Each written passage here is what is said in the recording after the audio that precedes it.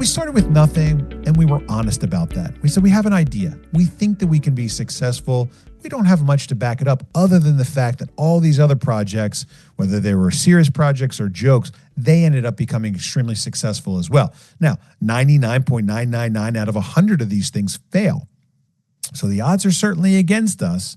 And I told people back then, I said, I can't guarantee our success, but I can guarantee that I'm going to work hard every single day for our success. And I'm not one to give up. No one's going to outthink me. No one's going to outwork me, and no one's going to outlast me. And that's something that I can look you in the eye and tell you that you can absolutely count on. And so we got off to a good start. In 2008, or 2007, 2008, I was on this journey to figure out what was wrong with the world.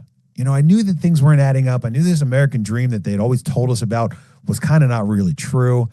And I started like instituting these things in my life. So we bought a cow. This is Ashton and Samantha hanging out with the first cow that we ever bought. And this is lucky number 7 here. And we just wanted to start going local. You know, we wanted to start supporting local farmers. We wanted to, you know, have a connection with our food. And we were learning all this stuff from all these documentaries that we watched. And at the bottom of every rabbit hole that we went down was always the same thing. It was always about the money. And so in early 2000 or late 2008, I joined forces with the Lakota Indian Nation right after they declared their sovereignty and independence from the U.S. government. And I talked them into issuing their own silver currency. I did a lot of stuff as I went down this path. I went out to all the different events, you know, the freedom rallies and the survival get-togethers, and I started promoting my own currency. This is all the way back in 2008.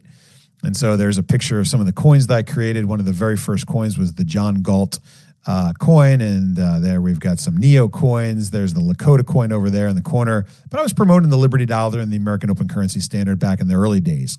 I did well, and my work caught the attention of, you know, some people that were pretty popular in that community. And I ended up being invited to take an overnight train ride to retrace the footsteps of the people that created the Federal Reserve. You know, if you know that story about the creature from Jekyll Island, it's a great book written by my friend Ed Griffin. And it was all about these, you know, very wealthy banker types that took this overnight train ride from New York all the way down to Jekyll Island, Georgia, to draft up what would become the Federal Reserve Act.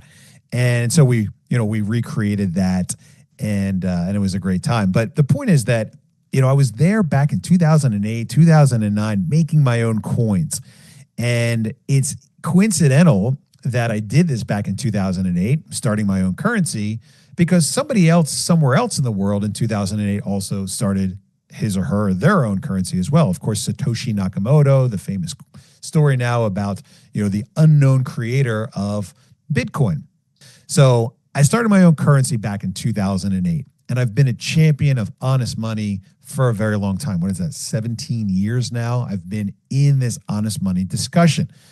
And in 2012, I ended up designing and bringing to market one of the most famous coins in the world today, of course, the original Bitcoin coin.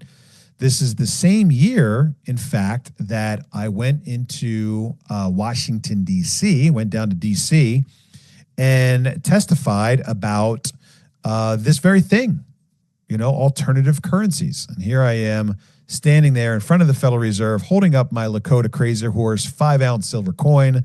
And this is the same day that I testified in U.S. Congress about alternative currencies. And so that was 2012. This is 13 years ago now.